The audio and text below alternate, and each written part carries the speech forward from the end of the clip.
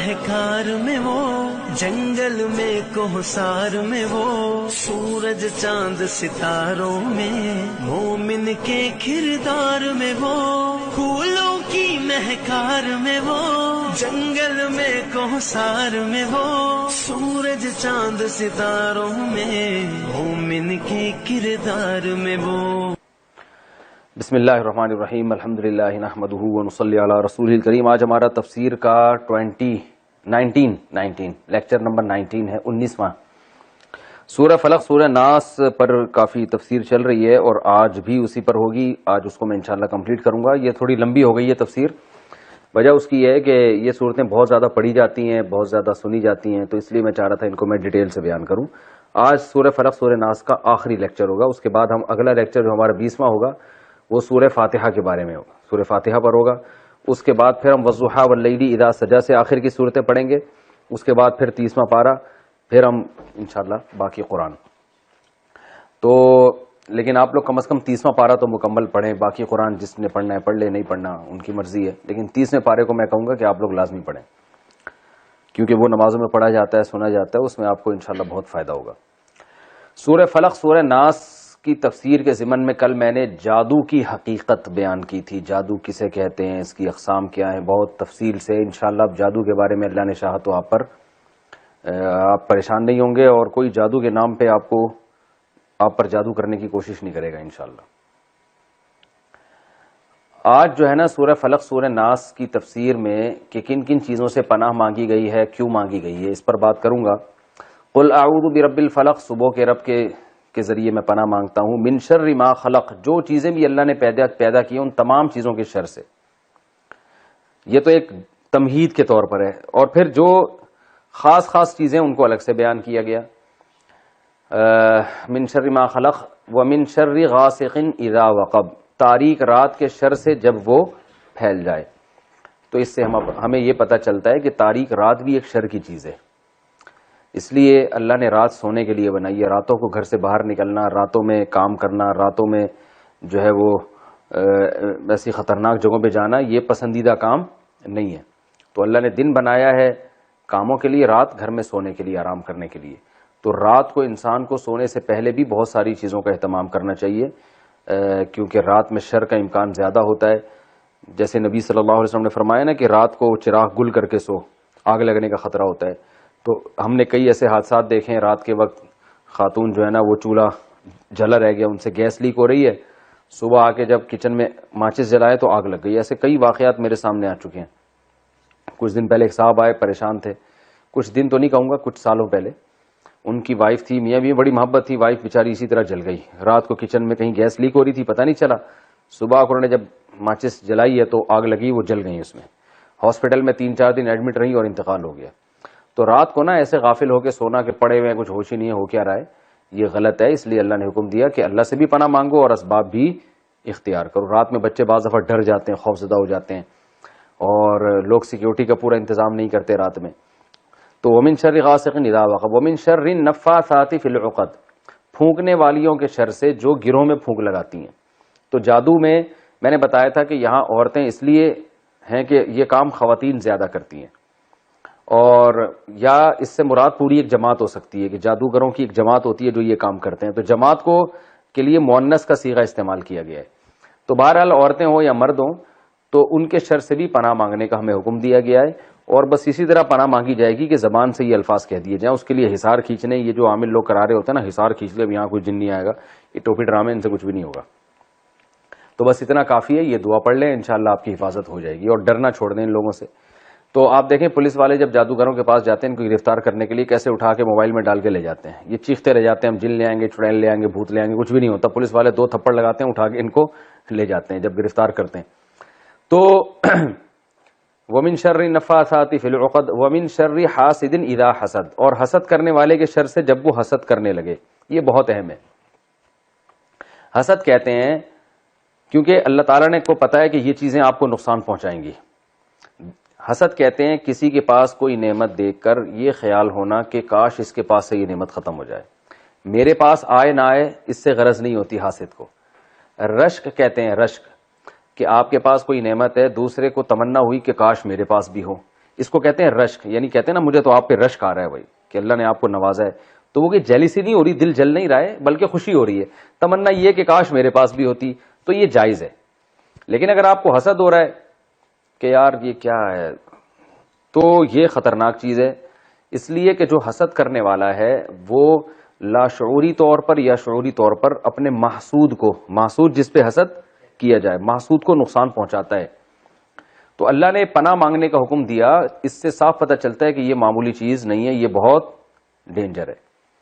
حاسد کے شر سے پناہ مانگنے کا حکم دیا جب وہ حسد کرنے لگے، کیونکہ حاسد جب حسد کرتا ہے، کیا مطلب جب حسد کے اثرات ظاہر ہونا شروع ہو جائیں۔ بعض لوگ ایسے ہوتے ہیں ان کو حسد ہوتا ہے لیکن وہ کرتے نہیں ہیں حسد، یعنی طبی طور پر ان کو تکلیف تو ہوگی آپ سے لیکن وہ کچھ نہیں کرتے۔ لیکن میجورٹی کیا ہے کہ جب ان کو حسد ہوگا تو کچھ نہ کچھ تو آپ کے خلاف کریں گے، سب سے پہلا کام آپ کی غیبت لازمی کریں گے۔ مثال کے طور پر آپ کے پاس ایک دم بہت پیسہ آ گیا، آپ نے بتایا بھائی میرے پاس بہت پیسہ آ گیا ہے، تو جس کو جیلسی ہوگا نا وہ کیا کرے گا، وہ ایک دم جلنا شروع ہو جائے گا، پھر لوگوں کے سامنے آپ کی غیبت کرے گا، پتہ نہیں کہاں سے پیسہ آ گیا ان کے پاس ہے، اور جو ہے نا کوئی پتہ نہیں ہے حرام ہے حلال ہے، کام کرتے نہیں ہیں، تو وہ حالانکہ اس کی کوئی تحقیق نہیں ہوگی، اور بڑی بڑی گاڑیاں لے کے گھوم رہے ہیں، لینڈ کروزر میں گھوم رہے ہیں، گھڑیاں ایسی، غریبوں کا خیال کچھ نہ کچھ الٹا سیدھا وہ پھینکے گا لازمی، جس کا نقصان کیا ہوگا، معاشرے میں آپ کی جو عزت تھی اس میں بہرحال کمی ہوگی۔ تو عزت اللہ کی بہت بڑی نعمت ہے، کیونکہ عزت جب ہوتی ہے تو لوگ آپ کی بات سنتے ہیں، آپ بہت کچھ کر سکتے ہیں، جب عزت ہی چلی گئی تو سب کچھ ختم۔ تو اس لیے جو عقل مند لوگ ہیں نا وہ سب سے زیادہ اپنی عزت بچانے کی فکر کرتے ہیں، اور جن کی عزت ہی نہیں ہوتی ان پہ وہ لطیفہ ہے نا، ایک آدمی کسی محلے میں گیا، واپس آ کے کہنے لگا کہ شکر ہے یار اس علاقے میں میری عزت نہیں ہے، تو انہوں نے کہا کیوں، کہہ رہے ورنہ آج بہت بے عزتی ہو جاتی ہے ٹھیک ہے۔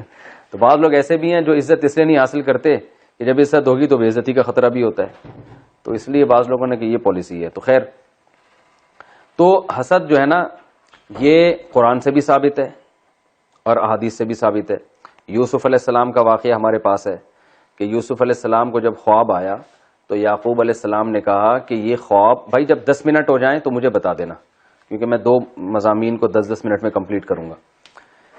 تو یوسف علیہ السلام نے جب خواب سنایا نا اپنے ابا کو، تو ابا نے کیا کہا، لا تقصص رؤیاک علی اخوتک، اپنے بھائیوں کو یہ خواب مت سنا۔ حالانکہ دیکھیں پیغمبر کے بیٹے ہیں، کتنی اچھی تربیت ہوئی ہوگی ان کی، اس کے باوجود یعقوب علیہ السلام کہہ رہے ہیں اپنے بھائیوں کو اتنا اچھا خواب مت سنانا، وہ کوئی الٹی تدبیر تمہارے خلاف کریں گے۔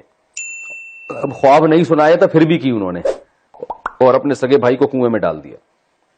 تو یہ اتنی خطرناک چیز ہے کہ آپ کے سگے بھائی بھی آپ کے خلاف حسد کر سکتے ہیں، آپ کے قریبی رشتہ دار بھی آپ کے خلاف حسد کر سکتے ہیں۔ اچھا حسد کرتا کون ہے؟ حسد وہ لوگ کرتے ہیں ہمیشہ جو آپ کے پیرالل ہیں۔ حسد کبھی آپ کے بڑے کو آپ سے نہیں ہوگا، آپ کے چھوٹوں کو آپ سے نہیں ہوگا، حسد ہمیشہ اپنے ہم پلہ سے ہو۔ آپ کے جو کلاس فیلو ہیں، اگر آپ کے نمبر بہت اچھے آ رہے ہیں، آپ کے کلاس فیلو کو جیلسی ہوگی، یار یہ اچھے نمبر کیوں آ رہے ہیں۔ آپ کے ساتھ کا جو دفتر میں کام کرنے والا کلیگ ہے، آپ کی تنخواہ ایک دم ڈبل ہو جائے گی تو طبیعت اس کی خراب ہوگی، ٹھیک ہے نا کہ یار اس کی تنخواہ ڈبل کیوں ہو گئی۔ تو کبھی بھی آپ کے بزرگوں کو یا آپ کے ماتحتوں کو آپ سے حسد نہیں ہوتا، ماتحت بھی آپ کی ترقی دیکھ کے خوش ہو جاتے ہیں، آپ کے بزرگ بھی خوش جاتے ہیں، ہمیشہ اپنے پیرالل۔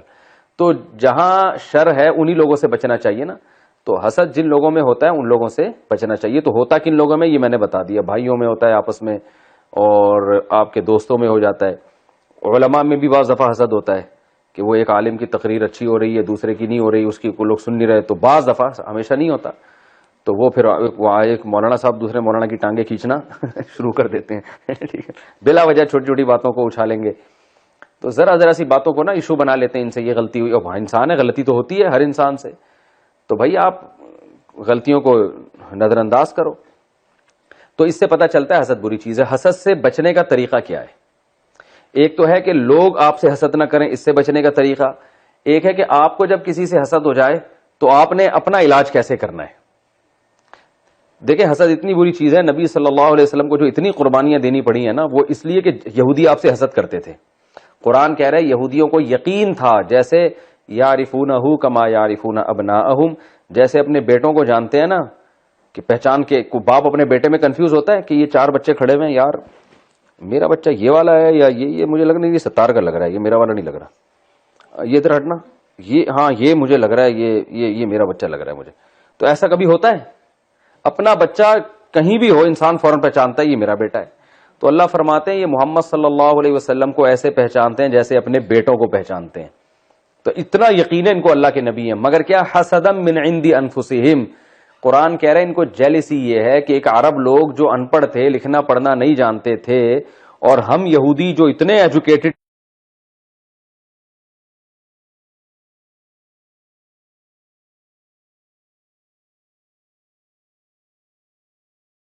یہ فرمایا کہ اللہ کا فضل ہے، جس کو چاہتا ہے اللہ عطا کرتا ہے. شیطان کیوں تباہ ہوا؟ حسد میں. آدم علیہ السلام کو جب اس نے دیکھا کہ بھئی مجھے حکم دیا رہا ہے اس کو سجدہ کرو، تو طبیعت خراب ہونا شروع ہو گئی اس کی. ٹھیک ہے نا، اس سے پہلے اللہ کی عبادت کرتا تھا اور اللہ کے سامنے سجدہ بھی کرتا تھا، ہر بات مانتا تھا. اللہ نے کہا کہ ٹھیک ہے آدم کو سجدہ کرو، تو کہنے لگا یہ تو نہیں ہو سکتا، حالانکہ حکم اللہ کا ہے، مگر سجدہ چونکہ آدم کو ہے، بھئی یہ تو نہیں ہو سکتا، یہ چھوٹا میں بڑا، میں کیوں سجدہ کروں. تو اللہ نے دربار سے نکال دیا اس کمبخت کو، پھر بھی نہیں باز آیا. پھر حسد کی آگ میں جب انسان جلتا ہے نا تو وہ غلطی کو ضرب دیتا چلا جاتا ہے، یعنی ظلم در ظلم کرتا ہے. اب اللہ نے آدم کی وجہ سے شیطان کو نکالا تو شیطان کو افسوس ہونا چاہیے تھا، یار یہ تو اللہ کی نظر میں آدم علیہ السلام کو بہت بڑا مقام ہے، مجھے سوری کرنا چاہیے. شیطان نے کہا نہیں، اس آدم کی وجہ سے تو نے نکالا ہے نا، اب تو میں بدماشی پہ پورا اتروں گا، اب تو میں اس خود بھی جہنم میں جاؤں گا، اس کو بھی لے کے جاؤں گا. تو یہ ہے. مجھے یاد ہے کہ ایک دفعہ واقعہ ہوا تھا، کسی دوست نے بتایا، میں نے خود نہیں دیکھا. پیٹرول پمپ پہ ایک صاحب جو ہیں، ایک آدمی گاؤں دیہات کا تھا، وہ ذرا سخت مزاج ہوتے ہیں گاؤں دیہات کے لوگ، وہ سی این جی بھروا رہے، تو دوسرا نے آ کے گاڑی لگا دی، پہلے میری گاڑی میں بھرو. اس نے کہا پہلے میری گاڑی ہے تو آپ کیوں آ رہے ہو؟ اس نے کہا بھائی جلدی ہے. اب دونوں میں پھڈا شروع. اس نے پتہ نہیں کیا حادثہ کیا وہاں پہ، صرف اتنی سی بات نا کہ اس کی گاڑی میں پہلے کیوں ڈال رہے ہو. گولی لے کے فائر کیا، وہ سلنڈر پہ سلنڈر پھٹ گیا. اتنا بڑا حادثہ ہوا، دونوں مر گئے. تو پتہ نہیں سلنڈر پھٹا یا کیا ہوا تھا، بہرحال ابھی مجھے پورا، کیونکہ 10-15 سال پرانا واقعہ ہے. تو دونوں ہی مر گئے وہاں پہ. اب اس بیچارے کو کی غلطی تو صرف اتنی سی تھی نا کہ وہ بعد میں آیا تو آپ پہلے جو ہے نا گھس رہے ہیں، تو غلطی اس کی تھی، لیکن اتنی بڑی غلطی تو نہیں تھی کہ مار دیا جائے. تو ذرا ذرا سی بات پہ نا انسان انا کا مسئلہ بناتا ہے، قتل و غارت ہو جاتا ہے.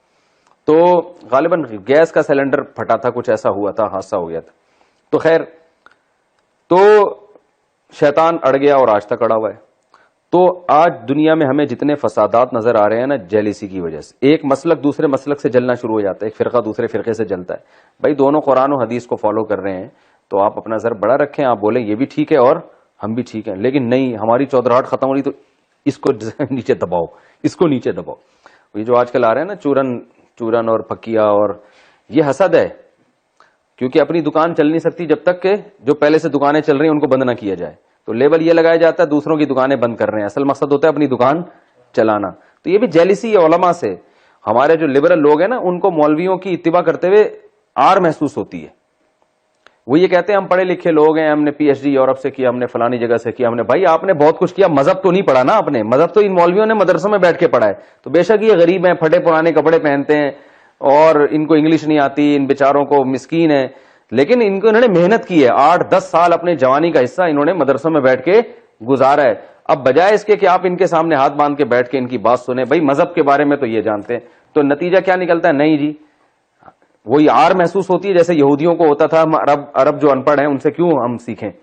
تو اس آر میں کیا ہے کہ ہر آدمی مولویوں کے پیچھے پڑا ہوا ہے. یہ مولوی ایسے ہوتے ہیں، یہ مولوی یوں ہوتے ہیں، یہ مولوی فلانے ہوتے ہیں. مولویوں کے پیچھے سارے لبرل لوگ. مذہب کو برا نہیں کہتے، علماء کو برا کہتے ہیں. ان کو آر محسوس ہوتی ہے. تو آر نہیں آنی چاہیے. آپ یہ دیکھو بھائی، ہم نے ان کے پاس یہ علم ہے، ہمارے پاس وہ علم ہے. تو یہ ہمیں تو نہیں آر آتی، ہم بیمار ہوتے ہیں تو ڈاکٹر کے پاس جا کے علاج کرتے ہیں. ہم یہ تو نہیں کہتے کہ ڈاکٹر صاحب میں تو مفتی ہوں، میں آپ کے پاس کیوں آؤں؟ بھائی میں تو نہیں آؤں گا، میں تو آپ سے نہیں پوچھوں گا. تو جیسے ہی مفتی صاحب کو ڈاکٹر کے پاس جاتے ہوئے حیا نہیں آتی اور ان کو آر محسوس نہیں ہوتی، کوئی حسد نہیں ہوتا، تو ڈاکٹر کو بھی چاہیے کہ وہ شرعی معاملات میں کس سے پوچھے. بھائی مفتی سے وہ کہہ رہے ہیں حرام ہے، ناجائز ہے، تو چھوڑ دو بھائی. یہ نہیں کرو کہ نہیں میں اس میں بھی آپ اپنے طبقے سے پوچھ رہے ہوتے ہیں. تو یہ بھی جیلسی ہے، حسد ہے. تو بہت خطرناک چیز ہے. اگر ہم یوں کہیں نا کہ اس وقت دنیا میں جتنے فسادات ہو رہے ہیں ان کے پیچھے حسد کا ہاتھ ہے، تو یہ غلط نہیں ہوگا. تو حسد اپنے اندر پیدا ہو. بھائی 10 منٹ ہو جائے تو بتا دینا. اپنے اندر حسد پیدا، 10 منٹ نہیں، سوری 20 منٹ. 40 منٹ کا ہے نا, تو آدھا جب ہو جائے تو آدھا مضمون ایک ہے, آدھا مضمون دوسرا ہے. ہاں بس ٹھیک ہے. تو اپنے اندر سے حسد کیسے ختم کیا جائے, کیونکہ آپ بھی تو جیلسی ہو سکتی ہے نا, ہم بھی تو انسان ہیں, ہمیں بھی تو جلن ہو سکتی ہے. یار یہ وقار بھائی جو ہے نا, یہ عجیب سا آدمی ہمارے درس میں آیا کرتا تھا ہے بھائی, اب اس کی شادی بھی ہو گئی اور جناب سونا ہے دوسری شادی بھی کر رہا ہے. یہ مذاق کر رہا ہوں ان کے ساتھ, یہ برا نہیں مانتے. تو یہ جناب ایسے لونڈا لپاڑا گھومتا تھا, اس کی تنخواہ اتنی اچھی ہو گئی, یار یہ تو اب ہمیں پوچھے گا ہی نہیں, اب تو خدمت ہی نہیں کرے گا. تو انسان کو نا, اس لیے انسان بعض دفعہ اپنے ماتحتوں کو بھی چاہتا ہے کہ دبے رہیں یہ ٹھیک ہے نا, یہ غلام بن کے رہیں گے تو خدمت کرتے رہیں گے, پیسے آ گئے تو کون پوچھے گا. اب ان کو اگر لینڈ کروزر مل جائے, یہ مفتی صاحب کریں گے. ان کو میں نے بائک خرید کے دی تھی, اس کے بعد سے یہ غائب ہے مارکیٹ سے, بائک لے کے غائب میں نے تو دی تھی کہ چلو یار بیچارہ اتنی خدمت کر رہا ہے, تو اس کے بعد سے مارکیٹ سے شارٹ. تو خیر مذاق کر رہا ہوں یار, تنہائی میں جا کے غور کرنا مذاق تھا یا سنجیدگی تھی. خیر حسد میں جو ہے نا, تو اس کا علاج, سب سے پہلا علاج یہ ہے کہ دل میں یہ سوچو کہ جو قرآن میں اللہ نے کہا ہے کہ اللہ کا فضل ہے, جس کو چاہتا ہے عطا کرتا ہے. تو حسد کرنے والا اللہ سے لڑ رہا ہے اصل میں. بھائی اللہ نے ایک کو خوبصورتی زیادہ دے دی, اللہ نے ایک کو پیسہ زیادہ دے دیا, تو اللہ نے دیا ہے نا. محنت پہ اگر یہ چیزیں ملتی تو مزدور کے پاس دنیا میں سب سے زیادہ پیسہ ہوتا ہے, کیونکہ محنت سب سے زیادہ کون کرتا ہے؟ مزدور. دماغ, ذہانت, یہ گاڈ گفٹڈ ہے نا. ہم اس مدرسے میں پڑھتے تھے اور اسکول میں بھی ہم نے پڑھا ہے. ایک طالب علم ذرا سی محنت نہیں کرتا, وہ اتنا پڑھ لیتا. اور کچھ ہمارے پاس ایسے طلبہ ہوتے تو صبح سے شام بیٹھ کے رٹے لگا رہے ہوتے تھے. ایک طالب علم کو تو میں نے خود نکالا, میں نے کہا بھائی تو پڑھنے کے علاوہ دنیا میں کوئی اور کام کر لے. اس کو ایک ایک بات 20 دفعہ سمجھاؤ, بیچارہ روتا تھا, شوق بہت تھا لیکن یاد ہی نہیں ہوتا تھا. میں نے اسے کہا آپ کو اللہ نے صلاحیت ہی نہیں دی ہے پڑھنے کی. وہ کہہ رہا ہے میں عالم بننا چاہتا ہوں. میں نے کہا جب اللہ نے صلاحیت نہیں دی تو بھائی کچھ اور کام کرو نا, کیونکہ ایسے غبی ذہن کے ہوتے ہیں, کن ذہن ہوتے ہیں, نہیں پڑھ پاتے. تو بعض ایسے ہوتے ہیں سارا دن ہم نے مدرسے میں دیکھا ہے باتیں کرتے رہتے ہیں, پڑھتے ہیں ہی نہیں. امتحان میں نمبر آپ ان کے دیکھو, ایک تھوڑا سا بس دہرایا اور امتحان پاس کر کے آ گئے. تو یہ خدا کی طرف سے ہے. تو بس دیکھ لو بھائی اللہ نے اس کو دماغ اچھا دے دیا, اب تو کیا کریں, دے دیا اللہ نے, دے دیا تو شکر ادا کرو, صبر کرو. بھائی اللہ نے اس کو وہ چیز نہیں دی, آپ کو کوئی اور چیز دے دی ہے. آپ کو ہو سکتا ہے جو کسی کو دولت دی, صحت نہیں دی, غریب آدمی کو دولت نہیں دی, مگر مزدوروں کی جان دیکھو کتنی ہوتی ہے. ایسے پاورفل ہے, چپیٹ لگا دیں کسی کے, بندہ مر جائے اسی وقت. تو کسی کو اللہ نے کوئی صلاحیت دی, کسی کو کوئی صلاحیت دی. تو سب سے پہلے حسد کا علاج ہے کہ اللہ کی صلاحیتوں کے بارے میں سوچنا چاہیے کہ یہ اللہ نے دی ہیں. تو جو کام اللہ نے کیا ہے, تو ہم حسد کرتے ہیں جب لڑ رہے ہیں تو یہ اللہ سے لڑ رہے ہیں, یہ اس سے نہیں لڑ رہے. تو تقدیر پہ راضی ہونا چاہیے. اور دوسری چیز سوچنی چاہیے, دنیا مسافر خانہ ہے. کسی کے پاس کتنی بھی بڑی نعمت ہے, وقتی طور پر ہے, تھوڑے دنوں میں ختم ہو جائے گی. جیسے ماں نے ایک بچے کو کھلونا دیا, دوسرے کو نہیں دیا. اب یہ والا بچہ رو رہا ہے تو ماں کہتی ہے تھوڑی دیر میں اس سے واپس لے لوں گی, چپ کرانے کے لیے دیا ہے ٹھیک ہے نا, واپس لے لوں گی میں. تو اللہ نے بھی کسی کو حکومت دے دی, کسی کو صحت دے دی, کسی کو عزت دے دی, کسی کو شہرت دے دی, کسی کو دولت دے دی, تو بہت کچھ ہے. تو جس کو یہ چیزیں نہیں ملی وہ کہے بھائی اس کو کون سا ہمیشہ کے لیے دی ہے, یہ بھی مر جائے گا اور ہم بھی مر جائیں گے, مرنے کے بعد صاحب ختم. تو پھر جو عمل ہے وہ آخر جائے گا. اور تیسری چیز کیا ہے کہ جس سے حسد ہو رہا ہے نا, اس کے لیے دعا کرے انسان تنہائی میں, اے اللہ تو نے اس کو یہ نعمت دی, میری تجھ سے دعا ہے کہ تو اس کو اور زیادہ نعمت دے. دل میں خیال تو آئے گا اللہ تو اس کو تباہ کر دے کسی طریقے سے, اس کمبخت کو. لیکن جب یہ دعا مانگے گا نا تو دل جلے گا, دعا کے الفاظ زبان سے نکلیں گے نہیں. اے اللہ اور نعمت دے, اللہ اور دے دے, اللہ اس کو اور ترقی, آتا واتا کچھ بھی نہیں ہے پھر بھی تو نے اس کو اتنی بڑی ترقی دے دی, اے اللہ میں چاہ رہا ہوں اور زیادہ دے دے.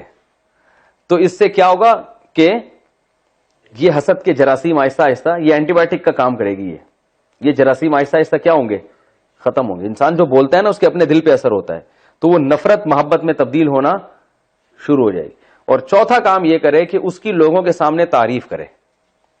حاسد کیا کرتا ہے کہ بلا وجہ گھما گھما کے برائیاں لا رہا ہوتا ہے کہ تاکہ وہ نیچا ہو جائے کسی طریقے. ابے اس کو جو عزت ملی ہے, ابے اس کے پاس جو علم ہے, ابے ہمیں پتا ہے, سارا دن تو ایسے ہی گھومتا رہتا ہے, پتہ نہیں کیا کہاں سے اس نے پھینکتا رہتا ہے, ایسے ہی بس لوگ کرتے ہیں باتیں نا. میں تو کمنٹس پڑھ رہا ہوتا ہوں نا اپنے بارے میں بھی پڑھتا ہوں, دوسرے علماء کے بارے میں بھی پڑھتا ہوں. تو ایسے کرتے رہتے ہیں لوگ. تو بھائی تعریف کرنی چاہیے. جس کو حسد ہو رہا ہے بولے بھائی یہ ماشاءاللہ اللہ نے بڑی صلاحیت دی ہے. تو اس تعریف کا کیا ہوگا کہ دل تو جلے گا, یار میں پہلے ہی اس کی عزت سے پریشان ہوں اور میری تعریف سے کم بخت کی اور عزت ہو رہی ہے. تو نتیجہ یہ نکلے گا کہ اس کی عزت بڑھے نہ بڑھے آپ کے اندر سے حسد کے جراثیم ختم ہو جائیں گے. اور یہ بات یاد رکھیں کہ جب آپ کے دل کو اللہ ایسا پاک بنا دے نا کہ آپ میں حسد ختم ہو جائے تو یہ خود بخود لوگوں کے دل میں آپ کی عزت بڑھنا شروع ہو جاتی ہے. یہ اللہ کا عجیب قانون ہے کہ جو سب کے لیے اچھا سوچتا ہے نا تو اس کے لیے خود بخود لوگ اچھا سوچنا شروع کر دیتے ہیں. یہ اللہ کا ایک نظام ہے کہ خود بخود جو ہے نا حالات اس کے حق میں سازگار ہونا شروع ہو جاتے ہیں. جو امارت نہیں چاہتا لوگ چاہتے ہیں اس کو امیر بنائیں.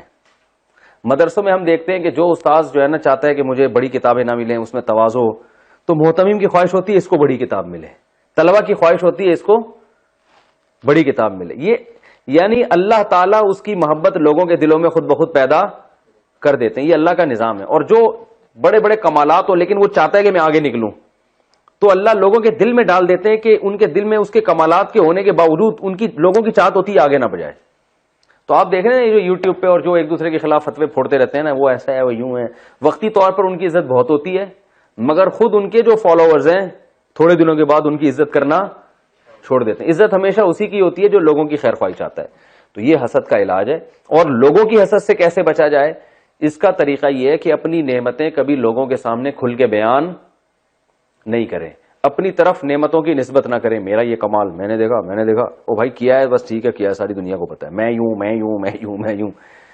یوسف علیہ السلام نے کہا تھا نا, خواب دکھایا تو یعقوب علیہ السلام نے کہا بھائیوں کو مت بتاؤ, بس ٹھیک ہے میں ابا ہوں مجھے بتا دیا, بہت اچھی بات ہے, ٹھیک ہے نا, اللہ اس کو پورا کر لے گا. خام میں کیوں بھائیوں کو بتا رہے ہو؟ آج ہر چیز ہر ایک کو بتا دی جاتی ہے, تو ہر چیز ہر ایک کو نہ بتائیں, صرف اپنے خیر خواہ لوگوں کو بتائیں, جو آپ کے خاص چاہنے والے ہیں, جو دل سے چاہتے ہیں ان کو بتا دیں, ہر ایک کو نہ بتائیں. اس میں کیا ہوگا, وہ جیلسی.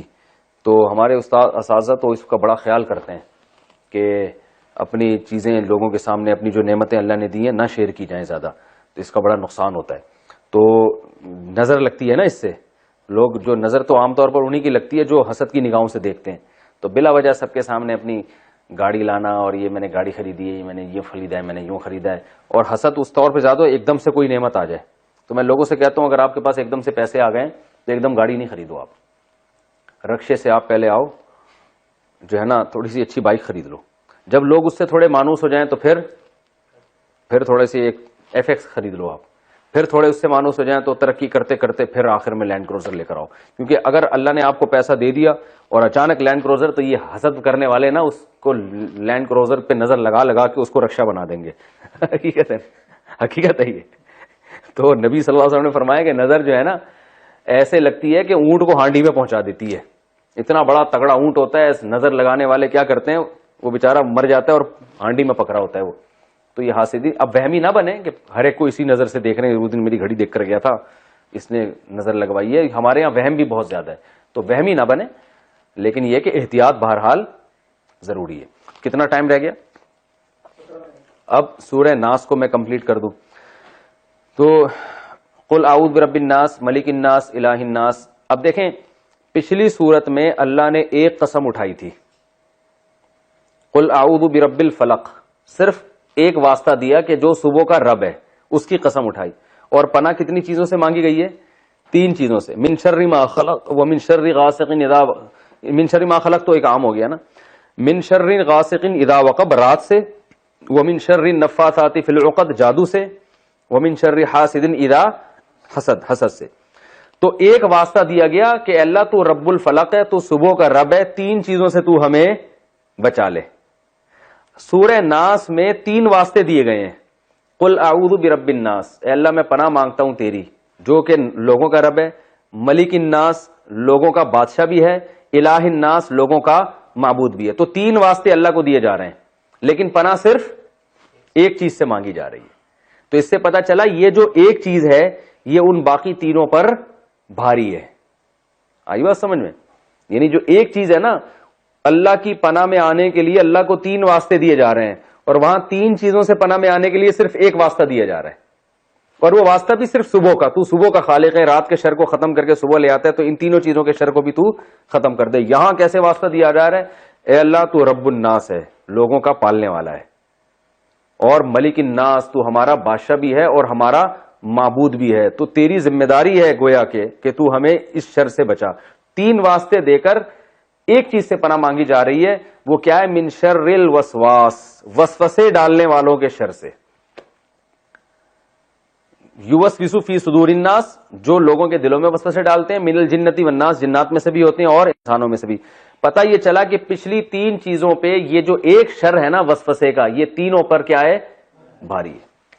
تو جنات تو وسوسے ڈالتے ہیں تو شیطان کے ہوتے ہیں. شیطان کے وسوسے کیسے ہوتے ہیں؟ وہ آپ کو لمبی لمبی امیدیں دلائے گا، اور شیطان کے وسوسوں کو تو سب مانتے ہیں. شیطان یہ کرے گا، بھائی ابھی تو لمبی زندگی ہے اور بہت بڑی زندگی ہے، ابھی صدقہ آخر میں کر لینا، خیرات آخر میں کر لینا، ابھی تو عیاشی کی عمر ہے، ابھی تو توبہ میں بہت ٹائم ہے، ابھی تو لائف کو انجوائے کرو. ایسی چیزیں چاہ کے نا توبہ کو ڈیلے کرتا رہتا ہے اور مروا دیتا ہے انسان کو. ٹھیک ہے نا؟ یہ تو شیطان کے وسوسے ہیں. لوگوں کے وسوسے بھی اللہ فرماتے ہیں بہت خطرناک ہے. لوگوں کے وسوسے کیا ہیں جو آج کل چل رہے ہیں یوٹیوب پہ، فیس بک پہ، کہ جو بالکل گراؤنڈ ریئلٹی ہوتی ہے نا، یعنی چڑھتے سورج کی طرح ایک چیز ہم دیکھ رہے ہیں اس کو مشکوک بنا دیں گے پروپیگنڈا کر کے. یعنی ایک آدمی نے دیکھا سورج نکلا ہوا ہے، اس کو یقین ہو گیا سورج ہے، میں اپنی آنکھوں سے دیکھ کر آیا ہوں. یوٹیوب پہ کلپ آ جائے گا، یہ جو سورج ہے نا، جو فلاں تاریخ کو جو کراچی میں طلوع ہوگا، یہ سورج نہیں ہے. ٹھیک ہے، یہ سورج نہیں ہے. پھر کیا ہے بھائی؟ یہ چاند ہے، اور یہ چاند ہے، اور یہ اس دفعہ چاند جو ہے نا مشرق سے نکلا ہے، یہ اصل میں دجال کا ہے. اتنا یعنی ایک یقینی چیز کو پروپیگنڈا کر کے یہ سازش ہے، یہ سورج نہیں ہے. وہ آدمی کو شک ہو جائے گا پتہ نہیں یہ سورج ہے یا نہیں ہے. تو ان کے شر کی وجہ سے نا ہر یقینی چیز کیا بن جاتی ہے؟ مشکوک. لہذا انسان کوئی فیصلہ کر ہی نہیں پاتا کہ صحیح سمت ہے کیا اور غلط ہے کیا. یہ آج کل ہو رہا ہے. اللہ کا وجود، اس پر اللہ نے اتنے دلائل قائم کیے ہیں، اتنا بالکل چڑھتے سورج کی طرح اس کا یہ یقینی ہے. لیکن جو ایتھیسٹ لوگ ہیں انہوں نے کیسی بکواسات کر کر کے اللہ کے وجود کو مشکوک بنا دیا. ابھی کل ایک صاحب مجھ سے ملے، کل کی بات ہے، پرسوں کی بھی نہیں. گاڑی میں ہم بیٹھے ہوئے جا رہے ہیں، وہ ٹیچر ہیں کسی اسکول کے، کہنے لگے یونیورسٹی میں پڑھاتے ہیں، کہہ رہے ہیں یار یونیورسٹی میں ایتھیزم بہت پھیل رہا ہے. اور ہمارے ایک ٹیچر ہے وہ بھی ایتھیسٹ ہیں، انہوں نے عجیب دلیل دی، میں تو چکرا گیا. میں نے کہا کیا دلیل دی؟ کہہ رہے انہوں نے دلیل یہ دی کہ دیکھو گاڑی میں بیٹھے ہوئے ہم جا رہے تھے، ایکسیلیٹر پہ جب پاؤں رکھو تو گاڑی چلتی ہے، روکو تو گاڑی رک جاتی ہے. تو یہ خدا کیا ہوتا ہے؟ ہر چیز اسباب سے ہو رہی ہے. سمجھ رہے ہیں بات کو؟ یہ خدا کیا ہوتا ہے؟ ہر چیز کس سے ہو رہی ہے؟ اسباب سے. بھائی اللہ تھوڑی چلا رہا ہے گاڑی، ادھر پاؤں رکھوں گا تو چلے گی، بریک لگاؤں گا تو رکے گی. تو اللہ کہاں ہے؟ سب کچھ ایسا ہی ہو رہا ہے. میں نے کہا یہی اتنی بڑی دلیل ہے خدا کے وجود کی، یہ جو دلیل ہے نا ایکسیلیٹر. میں نے کیسے پتا چلا؟ گاڑی کمبخت جب تک کوئی چلانے والا ہو چلتی نہیں ہے، روکنے والا ہو رکتی نہیں ہے. تو یہ گاڑی پیدا خود سے کیسے ہو سکتی ہے؟ اور اس کائنات میں ایک اتنی سی گاڑی خود سے نہ رک سکتی ہے نہ چل سکتی ہے. یہ پوری کائنات بغیر کسی پیدا کرنے والے کے کیسے پیدا ہو گئی اور کیسے چلنا شروع کر دیا؟ اور سورج چاند کے گرد اور چاند سورج کے گرد، یہ سارا سسٹم کیسے وجود میں آ گیا؟ اور بیج میں جناب زمین پہ ڈالو تو تناور درخت نکل آتا ہے. بیج میں سافٹ ویئر اتنے ٹیکنیکل قسم کے کیسے انسٹال ہو گئے بھائی خود بخود؟ اور پھر جناب وہ جب بیج نکلتا ہے اور درخت بنتا ہے، درخت میں سے ہر آم کے اندر وہی بیج دوبارہ ہوتا ہے، اور ہر بیج میں دوبارہ درخت پیدا کرنے کی صلاحیت. تو میں نے کہا ان کمبختوں کو خدا کی کوئی پھٹکار پڑی ہے ان کے اوپر. ٹھیک ہے نا؟ کوئی گناہ ان سے ہوا ہے کہ بدیہی چیزیں ان کے سامنے کیا ہو گئی ہیں. تو جو چیز خدا کے وجود کی دلیل ہے اسی کو، جیسے ایک آدمی کہہ رہا ہے سورج نکلا ہوا ہے، دلیل کیا ہے؟ آؤ میں لا کے تمہیں دکھاتا ہوں. اب لا کے دکھا دیا، کہہ رہے یہ چاند ہے. تو جو مشاہدہ سورج کے وجود کی دلیل ہے اسی مشاہدے کو آپ الٹی دلیل کے طور پہ لے کے جا رہے ہو. تو میں نے کہا یہی تو دلیل ہے کہ بھائی یہاں تو گاڑی پاؤں ایکسیلیٹر دبائے بغیر گاڑی نہیں چلتی ہے. تو یہ کائنات خود سے کیسے چلنا شروع ہو گئی؟ خود سے کوئی ہے تو صحیح جو چلانے والا ہے اس کو، پہلی دفعہ تو کسی نے بنایا ہے اس کو. تو ہر چیز میں ان لوگوں نے کیا ڈال دیا؟ کمبختوں نے شک ڈال دیا، اللہ کے وجود میں شک ڈال دیا، اسلام کو مشکوک بنا دیا. اسلام کے مقابلے میں کسی مذہب کو آپ کمپیئر کریں تو کوئی اسلام کے مقابلے میں کوئی کھڑا ہونے کے لیے تیار ہی نہیں ہے، ایسا مذہب ہے. لیکن آپ دیکھو اسلام پہ اتنے اور بے فضول باتوں پہ وسوسے ڈالے ہوئے ہیں. امی عائشہ سے شادی کی 9 سال کی عمر میں، اتنی کم عمر لڑکی سے شادی کیوں کی؟ یہ تو ظلم ہے. بھائی جس پہ ظلم ہوا ہے وہ ماننے کے لیے تیار نہیں ہے، وہ ساری زندگی اس پہ فخر کرتی رہی ہے، ان کے لیے اس سے بہتر کوئی رشتہ تھا ہی نہیں. یہ مدعی سس گواہ چس والی بات ہو گئی نا. میں کہتا ہوں نا کہ عیسائی سے میری بات ہو رہی تھی، انہوں نے کہا یار اتنی سی بچی سے شادی ہوئی. میں نے کہا چلو اس وقت تو آپ کہہ سکتے ہیں کم عمر تھی، تو بعد میں ان کو اعتراض ہونا چاہیے تھا نا کہ میرے ابا نے میرے ساتھ معاذ اللہ نقل کفر زیادتی کی، تو بعد میں بھی خوش ہیں اور ساری زندگی اس پہ فخر کرتی رہی ہیں. تو جب وہ بھی خوش ہیں وہ بھی خوش ہیں تو تمہیں کیوں تکلیف ہو رہی ہے بھائی؟ تو عجیب فضول قسم کی جو ہے نا وہ عیش و عشرت والے ہوتے ہیں معاذ اللہ. عیاشی آپ صلی اللہ علیہ وسلم کا مزاج ہوتا تو 40 دن گھر میں بھوکے رہتے. وہ جس حدیث میں یہ آتا ہے کہ آپ نے ایک کم عمر سے نکاح کیا، انہی حدیثوں میں یہ بھی ہے کہ 40 دن آپ کے گھر میں چولہا نہیں جلتا تھا. تو ہر چیز میں شک پیدا کر دیا، ہر چیز میں. پھر یہ جو ہمارے فرقہ پرست لوگ ہیں، انہوں نے ہر چیز میں شک پیدا کر دیا، وہ بھی غلط، وہ بھی غلط، وہ بھی غلط، وہ بھی جو ہے نا احادیث کے اپنی طرف سے توڑ موڑ کے پیش کرنا. ہر وہ چیز جس پہ مسلمان متفق چلے آ رہے تھے، ایک یقینی چیز تھی، اس میں کیا پیدا کر دیا. غامدی صاحب کو دیکھو نا، مسلمانوں کا متفقہ عقیدہ عیسیٰ علیہ السلام آسمانوں پہ زندہ قرب قیامت میں آئیں گے، اس میں شک ڈال دیا. یہ توفا کو گھمایا پھرایا، توڑوڑا مڑوڑا ہے بھائی. اور انما حرم ربی الفواحش ما ظہر منها وما بطن والاسم والبغی، اسم کا ترجمہ کرنے حق تلفی، جو کہیں کسی ڈکشنری کی کتاب میں لکھا ہی نہیں ہے. اب اسم کا ترجمہ حق تلفی کہیں بنتا ہی نہیں ہے، لیکن ترجمہ مارکیٹ میں لانچ کر دیا. اب پبلک تھوڑی جا کے ہر چیز کی ڈکشنری اٹھا کے دیکھے گی، چکر میں ڈال دیا. ٹھیک ہے نا. لوگ کہہ رہے ہیں کچھ تو ہے، یہ مولوی لوگ کچھ تو الٹی باتیں کرتے ہیں. جنت کے بارے میں محترم سے پوچھا گیا جنت کہاں ہے، کہا یہی دنیا ہی جنت ہے بس، اور یہی عورتیں حوریں ہیں. او بھائی وہ جو قرآن میں آتا ہے کہ ہم نے ان کو وہاں سے جنت ہی کی مٹی سے بنایا اور وہ خیموں میں ہمیں ان عورتوں کو، خوبصورت عورتوں کو بند کر دیا، وہ کیا ہے؟ اس کی بھی گھما کے تعویل کریں گے. وہ خیموں سے یہی خیمے ہیں، وہی جو بیان یوٹیوب پہ بیٹھے گا نا سارا دن، وہ کہے گا یار یہ کیا ہے، صحیح کیا ہے، غلط کیا ہے. بھائی صحیح وہ ہے جو 1400 سال سے چلا آ رہا ہے، غلط وہ ہے جو یہ کمبخت جو ہے نا مختلف قسم کے لوگ فتنے پیدا کر رہے ہیں قرآن و سنت کو توڑ موڑ کے. تو یہ ہیں وہ وسوسہ ڈالنے والے جو لوگوں کے دلوں میں وسوسے ڈالتے ہیں. اور اللہ نے ان کی صفت بیان کی خناس. ان کا کام ہے جو ہے نا انگلی توڑ کے نکل جانا. خناس کا مطلب یہ جیسے وہ مشہور علمی کتابی ہے نا، انگلیاں توڑ توڑ کے فتنہ پھیلا دیا. اب ہم جب ان سے کہہ رہے ہیں سامنے بیٹھو ہم ان دلائل کا جواب دیں گے، پتلی گلی سے نکل لیے، کیونکہ جو چکر میں لوگوں کو ڈالنا تھا وہ ڈال دیا، فتنہ پھیلا دیا. اب ہر عالم ان سے کہہ رہا ہے بیٹھو بھائی ہم مناظرہ نہیں کرتے، آپ ان سوالات کا ہمارے سامنے جواب دو. نہیں جی جواب نہیں دینا، تو صرف انگلیاں توڑنی ہے چکر میں. وہ میں اکثر وہ واقعہ سناتا ہوں نا، ایک نابینا آدمی کہیں سفر کر رہا تھا. نابینا آدمی جو ہے نا وہ کہیں بیٹھا ہوا، اس کو کہیں سفر پہ جانا تھا، کوئی لفٹ نہیں مل رہی تھی، تو ایک آدمی اونٹ پہ اپنی بیوی کے کو لے کے جا رہا تھا. تو اس نابینا نے کہا کہ اس کے ساتھ جو بھی قائد تھا اس نے کہا یار اس کو بھی بٹھا لو، بیچارہ نابینا ہے. اس نے کہا چلو ٹھیک ہے. اپنی بیوی کو اس آدمی نے پیچھے کیا، خود بیگم کے آگے بیٹھا اور نابینا کو اپنے آگے بٹھا لیا کہ چل بھائی تو آگے بیٹھ، تجھے اتار دیتے ہیں. اب دوسرے شہر جب داخل ہوئے تو اجنبی شہر تھا، تو نابینا نے شور مچایا کہ یہ میری بیوی ہے. یہ کون ہے؟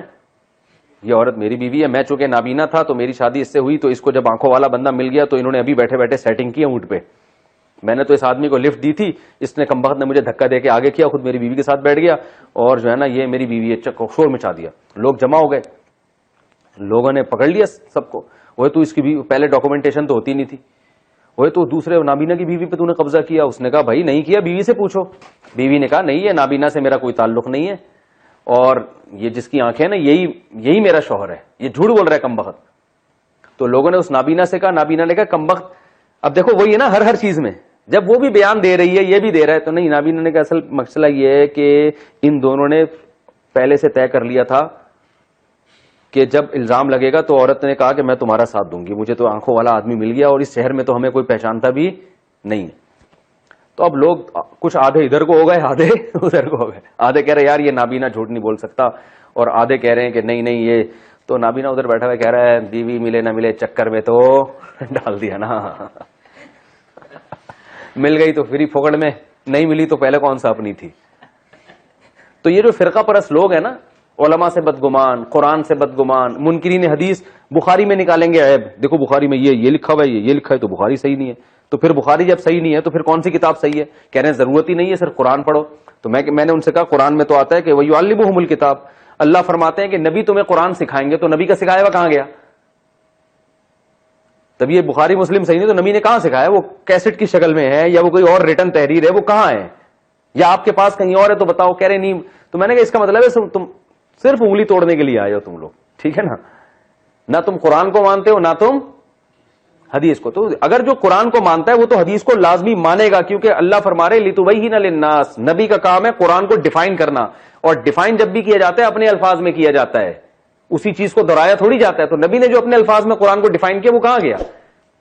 تو ہر چیز میں کیا پیدا کیا ہوا ہے؟ شک. تو آج یہی چل رہا ہے. تو اللہ نے اس لیے ہمیں حکم دیا من شر الوسواس الخناس. ہاں یہ ہوتے کیا ہیں؟ ان کے قرار نہیں ہوتا کبھی بھی, ہوتے خناس ہیں, ان میں قرار نہیں ہے, ایک جگہ پہ قائم کبھی نہیں رہتے, ان کے اصول ٹوٹتے رہتے ہیں, یو ٹرن لیتے رہتے ہیں, یہ یو ٹرن لیتے رہتے ہیں. آپ دیکھ لو جتنے فتنہ پرست ہیں نا, ایک کے حق میں ان کا اصول کچھ اور ہوگا, وہی چیز خرابی دوسرے میں ہوگی تو اس کے لیے اصول چینج ہو جائے گا. وہاں بڑے براڈ مائنڈیڈ بنے ہوں گے, تو یہ گھومتے رہتے ہیں, ایک جگہ ٹکتے نہیں ہیں. یہ بس ان کا کام ہے وہ نابینا کی طرح چکر میں ڈالو اور پتلی گلی سے نکلو, ٹھیک ہے نا. تو اس لیے اللہ نے حکم دیا کہ اللہ سے پناہ مانگو, اے اللہ تو لوگوں کا بھی رب ہے, تو ہمارا بادشاہ بھی ہے, تو ہمارا معبود بھی ہے, تو ہم تو تیری پناہ میں آتے ہیں, تو وسوسہ ڈالنے والوں کے وسوسے سے تو ہمیں محفوظ رکھ. تو کسی بھی چیز میں, کورونا وائرس کا دیکھ لو نا, دبئی کی فلائٹیں بند ہو گئیں اور امریکہ میں فلائٹیں بند ہو گئیں, پاکستان میں ٹرینیں, پوری دنیا تباہی کی طرف جا رہی ہے. لیکن یوٹیوب پہ فیس بک پہ وسوسے ایسے ڈال دیے کہ یہ سب ڈرامہ ہے. اب ہم کسی کو سمجھاتے ہیں احتیاط کرو. آج میری ملاقات ہوئی, میں نے کہا احتیاط کہہ رہا ہے, سب بکواس ہے. مجھ سے گلے مل رہے تھے اثر کے بعد, ہمارے میرے شاگرد ہیں ایسے گلے, میں نے کہا بھائی تھوڑا سماجی فاصلہ رکھو. کہہ رہا ہے سب بکواس ہے, ایسے ہی لوگ الو بنا رہے. تو کیا ہے, اس کا قصور نہیں ہے. میڈیا پہ اتنا جو ہے نا, وہ کووڈ 19 میں 19 نمبر یہ کوڈ ہے فلانے کا, وہ یہودی کے پینٹ کے اندر بھی 19 لکھا ہوا ہے, وہ اسرائیل کا جو وزیر اعظم ہے اس کی ٹوپی کے اوپر 19 لکھا ہوا تھا, تو یہ وہ ان کا نشان ہے, یہ والا, یہ انگلیوں کے یہ نشان, پھر کوئی یوں والا نشان. ایک دن اس نے تقریر میں یوں کہا تھا, یہ دجال کے 2 سینگ ہیں. تو یہ گھما پھرا کے, او بھائی ساری دنیا پاگل ہے یا تم پاگل ہو؟ دنیا اتنا ایک سازش کے پیچھے اربوں خربوں ڈالر کا نقصان کر دے گی. چائنا کی تجارت کا بیڑا غرق ہو گیا, حج عمرہ بند ہو گیا, تراویح نہیں ہو رہی حرم میں, ٹھیک ہے نا. ساری دنیا نے گول میز کانفرنس کی ہے کہ ہم انڈا موڑ کے چند لوگوں کو بیوقوف بنائیں گے یہاں بیٹھ کے. تو یہ ہے نا, حقائق کو مسخ کر دیتے ہیں. کھلی ہوئی چیز جو آنکھوں سے نظر آ رہی ہے نا, نہیں مانیں گے. تو میں تو لوگوں سے کہتا ہوں یار, جو کیا نام ہے اتنی یقینی چیز ہے اس پہ ہمارے پاکستانی اور انڈیا کے لوگ ماننے کے لیے تیار نہیں ہیں, اور یہ کلپ بازیوں پہ جا رہے ہیں. ایک آدمی نے کہا آپ کے کوئی ریلیٹو کا کوئی انتقال ہوا, میں نے 5-6 لوگ بتا دیے جن کا انا للہ ہو چکے کورونا سے. کہنا اب ہے صحیح ہے, اب ہے صحیح ہے. میں نے کہا دعا کرو اللہ تمہارے باپ دادا کی حفاظت فرمائے. میں نے کہا اللہ نہ کرے کسی بوڑھے کو کچھ ہو گیا نا, مر گیا, اللہ نہ کرے. پھر تم جب لوگوں کو بتا رہے ہو گے نا میرے ابا کا اللہ نہ کرے کورونا میں انتقال ہو گیا, لوگ کہیں گے کچھ اور ہوا ہوگا. پھر آپ 100 دفعہ بولو بھائی کورونا ہی ہوا تھا, بولیں گے نہیں کچھ اور ہوا. وہی ہوا نا, ایبٹ آباد میں ایک میجر تھے, ان کا کورونا سے انتقال ہوا. میجر کا تو ہوا, ایک اور بزرگ کا انتقال ہوا. فوراً ایک اگلے دن ویڈیو آ گئی کہ ان کو کورونا نہیں تھا, کورونا نہیں تھا, سب بکواس ہے, اور رپورٹیں. ان کے بچوں نے اپنے ابا کا ویڈیو بیان ڈال دیا انتقال سے 1 دن پہلے کا. وہ کہہ رہے ہیں بھائی مجھے کورونا ہے, آپ لوگ بھی احتیاط کریں. اگلے دن ان کا انتقال ہو گیا. تو وہ تو شکر ہے ان کی ویڈیو مل گئی, ورنہ وہ بھی تو ٹھیک ہے گڑبڑ بھی ہوتی ہیں. لیکن اتنے حقائق کو, ایک صاحب نے رپورٹ پیش کی چاند پہ انسان نے قدم رکھا ہی نہیں ہے, اخبار میں مضمون. میں نے کہا یہ ساری دنیا کو امریکہ نہیں بیوقوف بنا سکتا بھائی. چاند پہ جب قدم رکھا, جاپان کو بھی بیوقوف بنا دیا, فرانس کو بھی بنا دیا, جرمنی کو بھی بنا دیا, پاکستان کو بھی بنا دیا. ملکوں کے حکمرانوں کے پاس تو تحقیق کے وسائل بے انتہا ہوتے ہیں, سب کو بیوقوف بنا دیا, اور یہ اخبار میں مضمون لکھ رہا ہے کہ چاند پہ انسان نے قدم نہیں رکھا, اور دلائل. میں نے کہا ان دلائل سے میں نے کہا یہ جو ہے نا اس کا کاغذ کا جہاز بناؤ, ہوا میں اڑاؤ, بس یہ اخبار کا ساشا اس کام کے لیے بہت اچھا ہے. میں نے کہا مجھے پڑھانے کی بھی ضرورت نہیں. کہہ رہا آپ تحقیق کریں. میں نے کہا میں تحقیق کر کے کبھی بھی آپ کی بات نہیں مانوں گا. اتنے بڑی بڑی ساری دنیا مان رہی ہے کہ امریکہ کے سائنسدانوں نے چاند پہ قدم رکھا, اور یہ نئی چیز, اور ہوتی ہے تحقیقات, وہ کچھ نہ کچھ ہوتا ہے. وہ کون دیکھے گا وہ کتابیں جا کے کہ اس میں ہے بھی کہ نہیں ہے.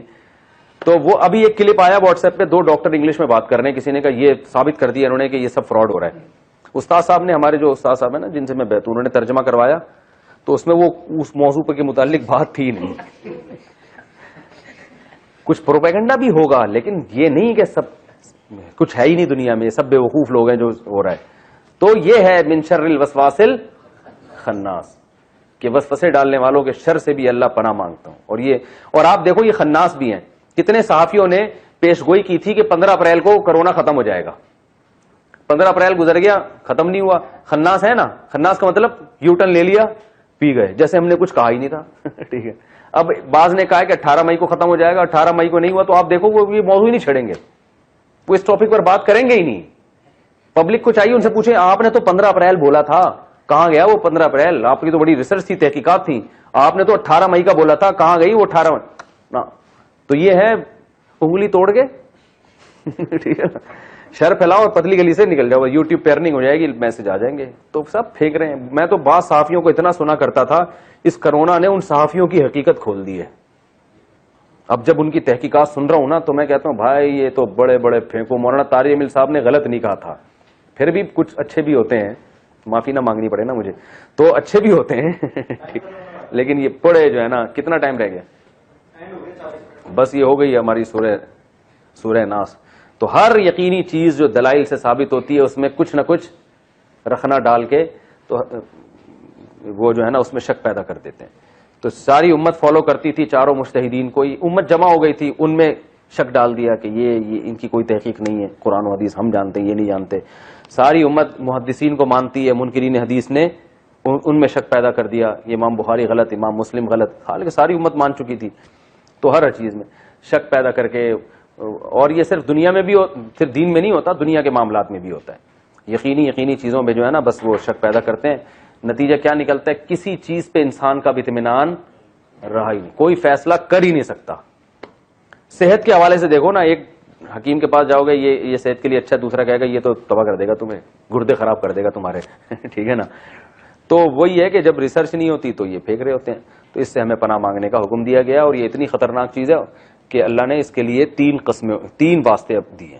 تو اللہ تعالی ہماری ان وسوسوں سے حفاظت فرمائے. پھولوں کی مہکار میں وہ, جنگل میں کوہسار میں وہ, سورج چاند ستاروں میں مومن